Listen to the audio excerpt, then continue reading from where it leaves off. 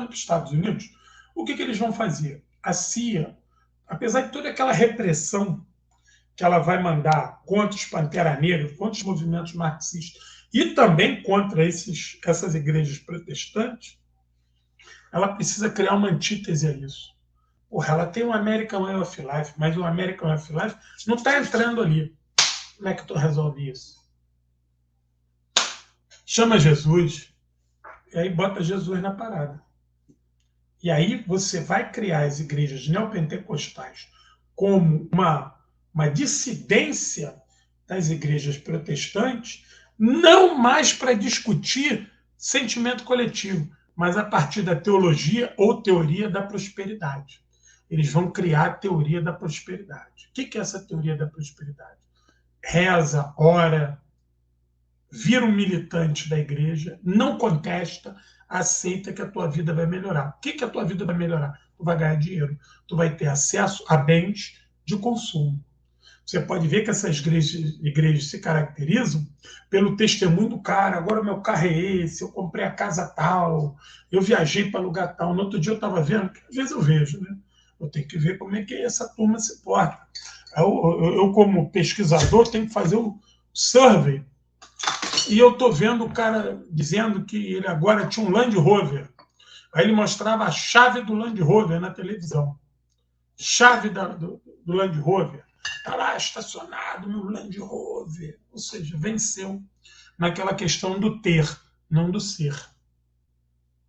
E aí a teoria da prosperidade, ela vai dividir, ela vai tirar você dessa questão coletiva de uma luta maior para uma sociedade maior, melhor, e vai falar o seguinte para tu, meu irmão, farinha pouca meu perão primeiro, deixa essa gente para lá, vai fazer o teu.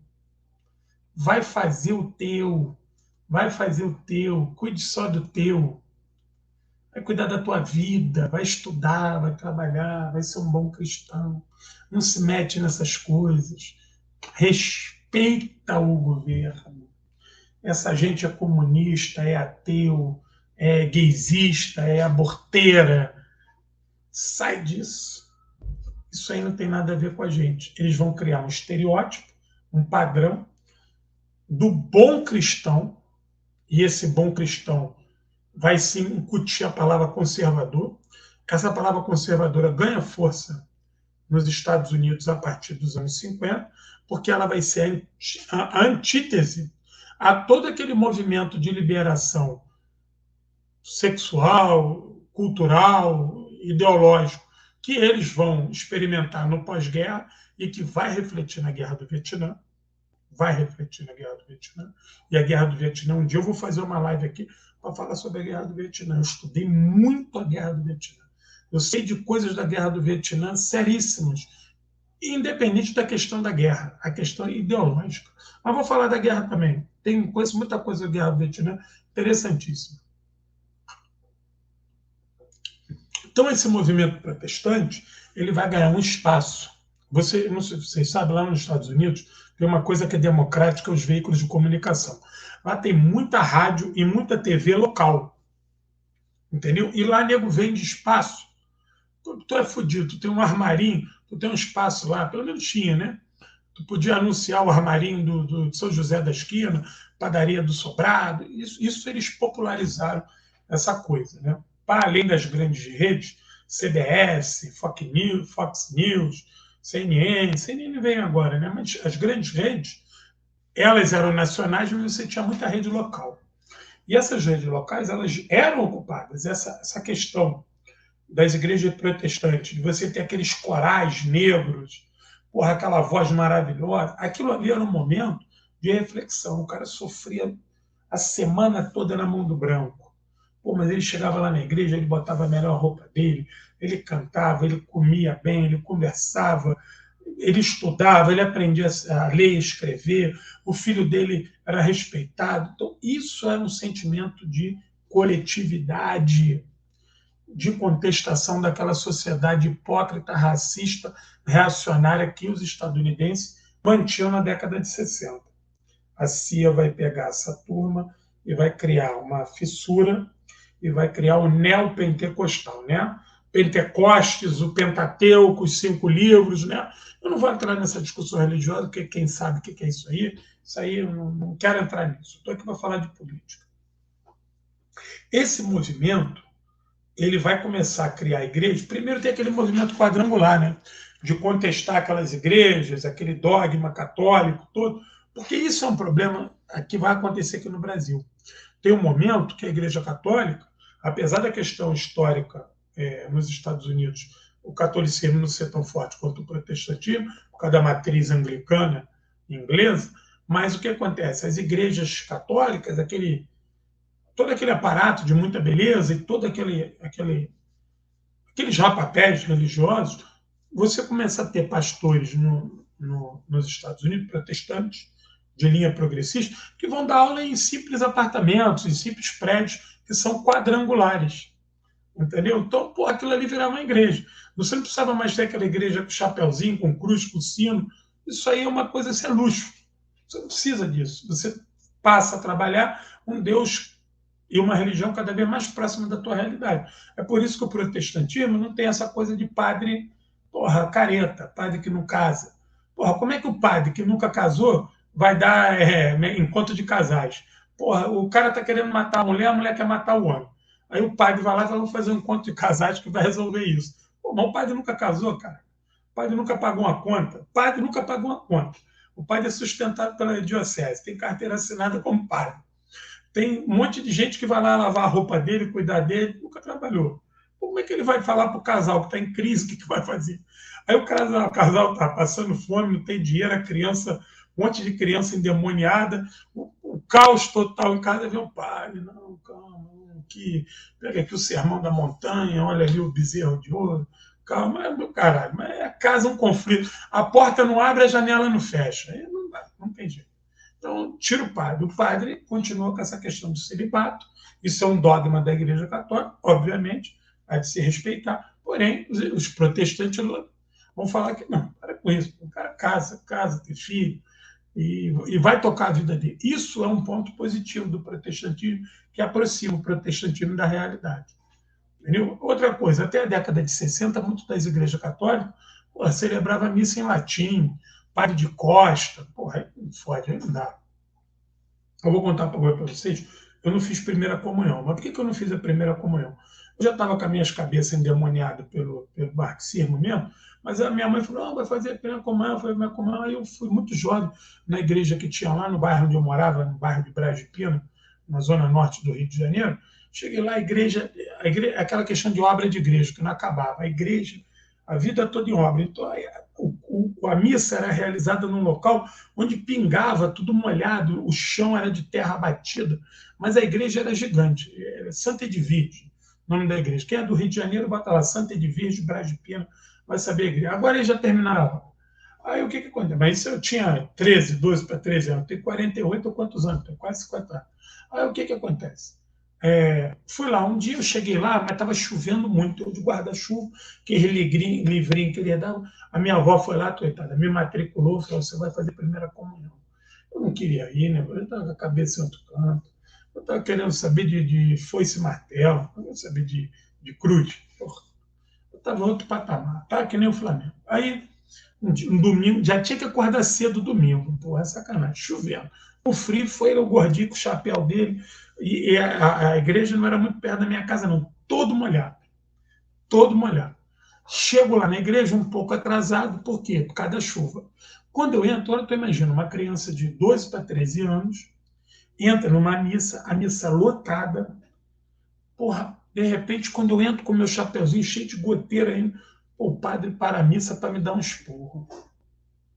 Porra, cara, eu queria chorar. Eu não sabia o que eu fazia, se eu corria ou se eu ficava. Imagina que é uma igreja inteira olhando para uma criança com guarda-chuva, tomando um esporro que chegou atrasado.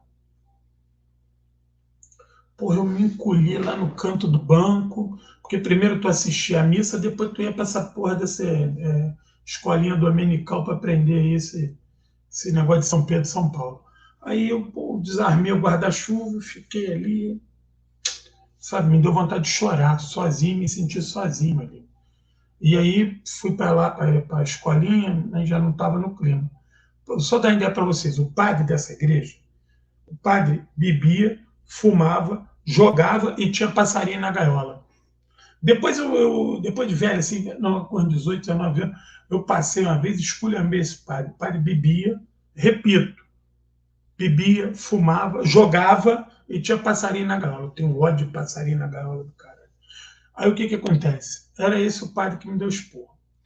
A partir daquele dia eu voltei para casa chorando, falei para minha mãe e para minha avó, não volto mais na igreja.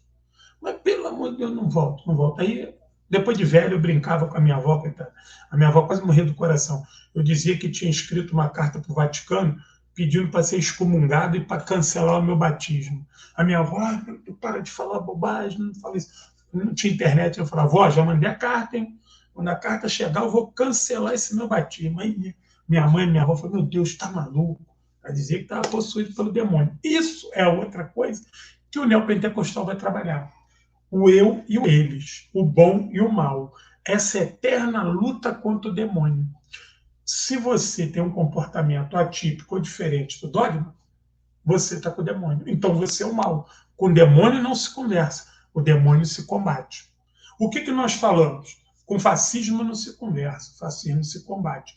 Eles usam a mesma receita com relação ao demônio. Quem está com o demônio? Todo mundo. Todo mundo tem um demônio em potencial. Basta você não seguir todo aquele ritual. Então a CIA vai criar essa turma, criando, vai ajudar a criar e vai colocar pontos ali que são interessantes. Primeiro, esse eu e ele, esse maniqueísmo. Esse maniqueísmo ele é perfeito para esvaziar a discussão da sociedade. Não, o problema é uma questão social. Não, não é social, não. É ele que é o demônio. Ou seja, você reduz todo um problema político, social, histórico a um querer individual. Outro, quando você lança a teoria da prosperidade, você anula a discussão coletiva de solução coletiva para um problema histórico e social. Não, mas não tem água aqui porque é um problema histórico, porque a burguesia não tem nada de burguesia. Não tem água aqui porque não orou o suficiente, porque o irmão não orou, porque o secretário de abastecimento não é cristão. Se ele for, ele põe a água aqui e vamos orar, e para com esse pensamento de sociedade. Não, é orar, ora. 3, o dízimo. O dizimista passa a ser o carro-chefe disso.